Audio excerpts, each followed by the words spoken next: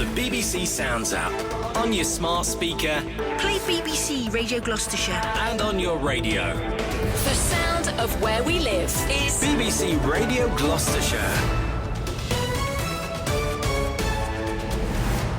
On the BBC Sounds app, of course. Yes, a busy programme to come after 2, Kate. In fact, as somebody a little bit later on who loves to swim, in fact, it's a little bit of an understatement, Brian Avery, he swims all year round at Cotswold Water Park.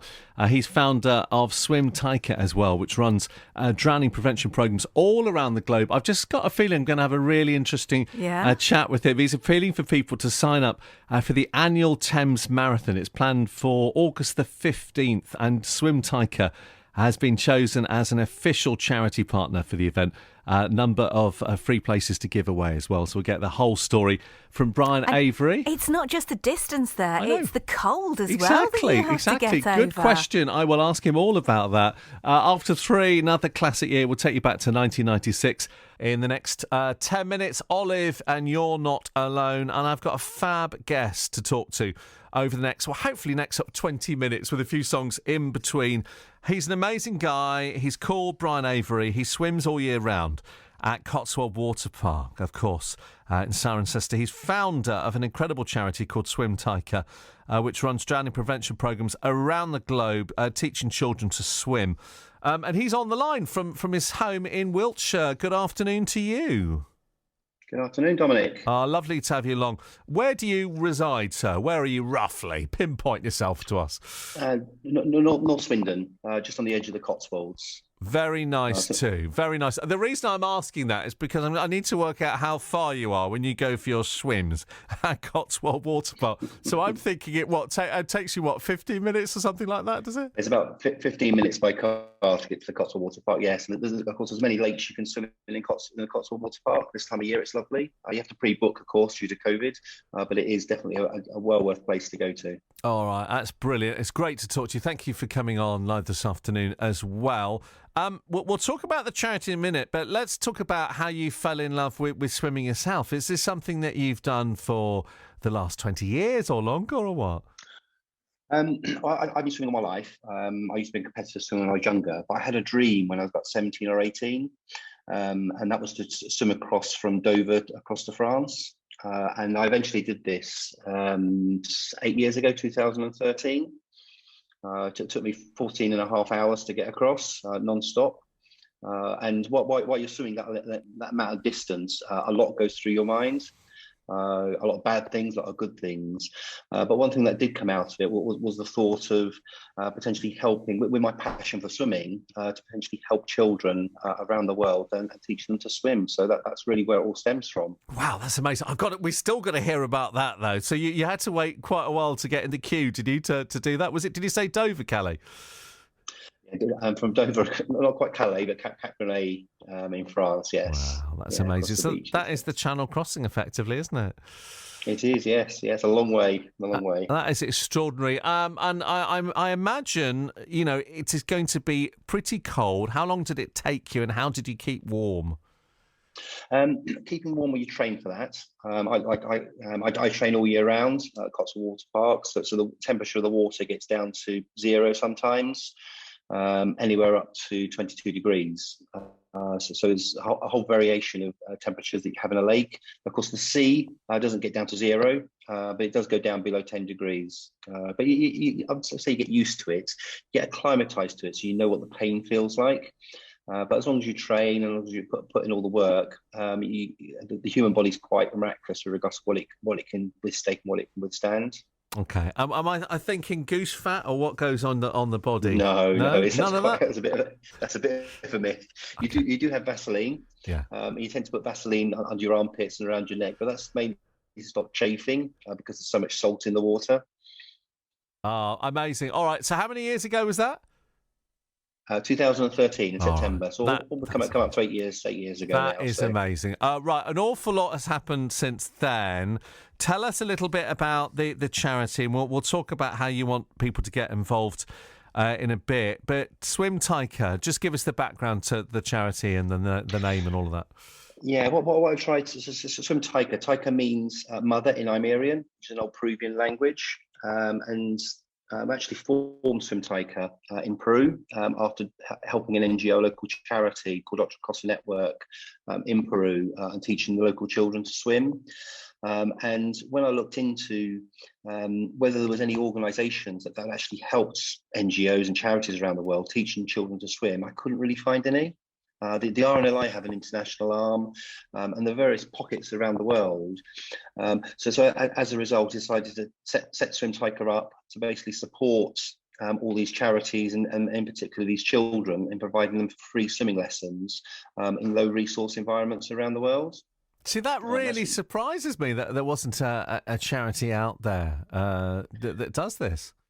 Yeah, it did me too, very much so. There are charities, like I say, with regards to specialising in particular areas, like in Vietnam or Vanuatu or and particular pockets, but they all have to go through the same thing every time, so they're reinventing the wheel. So with SwimTayka, what we do is, one, we have a set of processes and procedures with regards to helping them get started, get them going, all the way through to supporting them with regards to having swimming instructors going out to those locations to start the programs off, getting locals involved, getting the locals involved in becoming teachers and swimming instructors themselves. Then eventually, after 5 years, that's what we tend to do, is have a 5-year plan, is for all the locals to be running the swimming lessons and environmental education lessons, running in schools, and the local governments being involved. So we have big plans for every location we work in.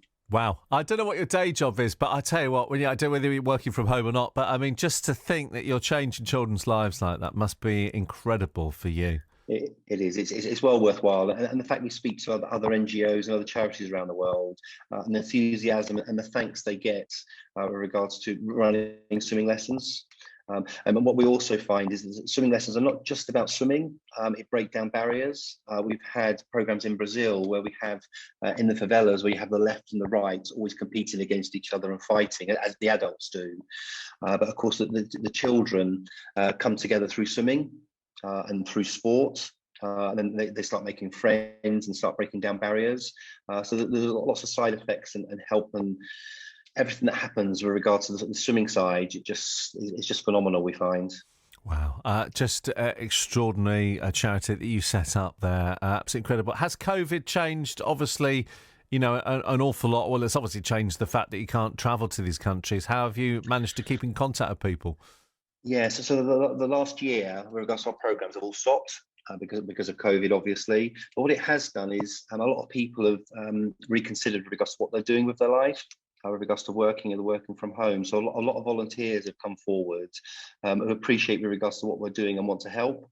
So our core volunteers have gone from almost 2 or 3 all the way up to 10 to 15 volunteers that are helping us with our core, which is a huge help, and a huge, great big thanks to those people. All right, brilliant. We'll talk some more in a minute, if that is okay. And by the way, how many times a week do you sort of currently swim at Cotswold Water Park? About 2 or 3 times a week, whenever I can. So. Wow, that is amazing. And roughly, what's the temperature at the moment as we kind of almost get into to May? It's actually quite high for me at the minute. It's between 13 and 14 degrees, depending where you go, and because it's so sunny at the moment, and the temperature of the water warms up very quickly in the lake.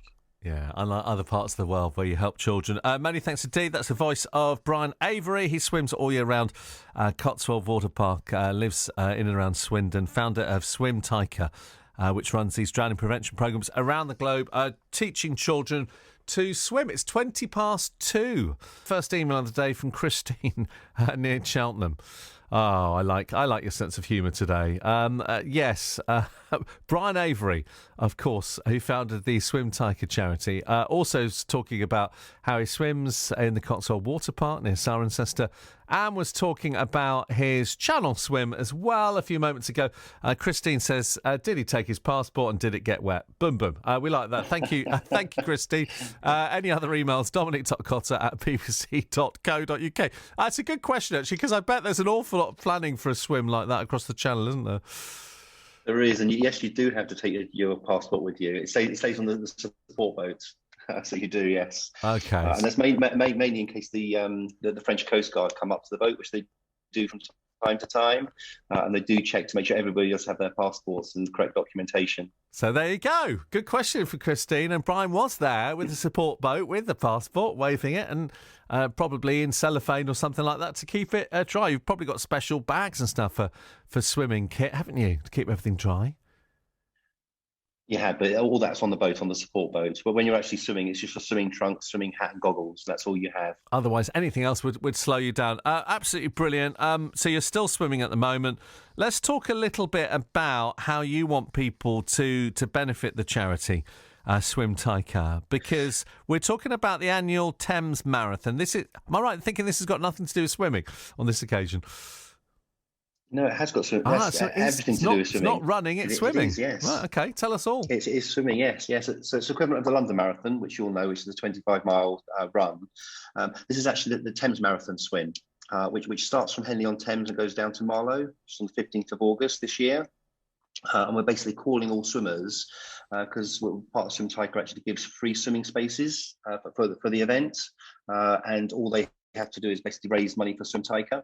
And pledge that they'll raise the money to be able to do it. So we're trying to get people who are keen and eager to basically do a long swim. The Thames Marathon is for 14 kilometres altogether, which is actually classed as a marathon swim.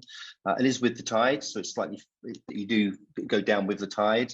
So the distance might be slightly shorter, but it's hard to predict in regards to how much shorter it's going to be. But we basically tell people to train for 14 kilometres. That is an awful lot of kilometres, obviously. I mean, somebody listening now, just thinking, look, okay, all right, I've done a little bit of swimming. I'm quite a strong swimmer. This is not for the faint-hearted, is it? This you really need to have done a lot of training, don't you? You do for the Thames Marathon, yes, but we do have other events. We have our LPS events, which run a 5 and 10K event, which is actually on the same day, and that's in the Cotswolds. We also have Lake 32, which has a 5 and 10K on the 31st of July. So that again, you can represent the charity and get free spaces on those events as well. So they're much smaller events. But you're saying with regards to how people need to prepare for it, we do have a number of teachers not say on standby, but that they're available at the lakes to basically teach people with regards to how to swim at the lakes. Because swimming in a lake is very different to swimming in a swimming pool. So my very good friend Jason Tate, who runs Southwest Swim, he has a number of classes, does video analysis, takes novice people to the lake, showing them with regards to how to swim in the water, how to make sure you swim in a straight line, how to make sure you keep away from people, and basically give you confidence in the water. Regards to you doing it, you can either do it with wetsuits or without wetsuits, either or. If you're doing it without wetsuits, we recommend people do train fully and make sure that they're ready for the long swim. But the majority of people do wear wetsuits when they're swimming. And what drives you when you're taking part in something like the Thames Marathon swim? What drives you to finish and others? I think it's to get into the end. It's the fact it is a long time. It can take anywhere from 3, 4, maybe even 5 hours. I think some people have done it even 6 hours to be able to swim. Now, that of course, for a distance like that, you are allowed to stop and feed. They do have feeding stations going down, making sure you're okay, making sure everything's going on as you expect it to. So it's a long slog. It's not a race. That's very important. Majority of our swimmers aren't like Olympic swimmers, that they're very basic people that they just like to plod and keep going. So it's any level of people, as long as you can swim. That's the important thing. And I guess when you're doing swims like that, when other people are raising money for SwimTayka, you're just thinking about those youngsters around the world as well, aren't you? It gives people a lot of motivation to be able to do it. Yes, absolutely. So when you're feeling low, you can think about the children that you're helping and be able to give them free swimming lessons by the money you're raising. All right. Amazing what you do there. And as you say, your charity is the chosen partner of the Thames Marathon, which is 14 kilometres. You've told us all about that. How much are you hoping to raise as a collective? We're hoping around about £15,000 altogether with the number of different swimmers that are going to be swimming with us. We've got a number of people signed up already, and we do have a number, just a few free spaces left. So if you are interested, then please either go to just search for Thames Marathon Swim or swimtayka.org, and that's swim, TAYKAE.org.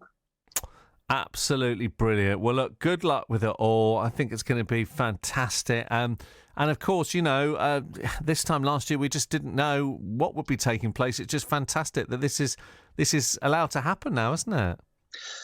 It is. And one thing the organisers are doing is that they're very, very COVID aware.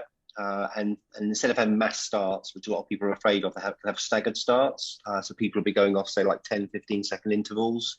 So you'll have the space, you'll have the room to be able to swim at your own pace and keep your distance away from other people as well. All right. Well, look, good luck with that. I suspect we'll be talking to you again very soon indeed. So that's happened. It's a while away, isn't it? So people do need to sign up now, but the actual event's happening in August time, isn't it? The main event you mentioned. That's correct. Yes. All right. Yes. Just remind us of that website again. So it's SwimTayka, SwimTayka.org.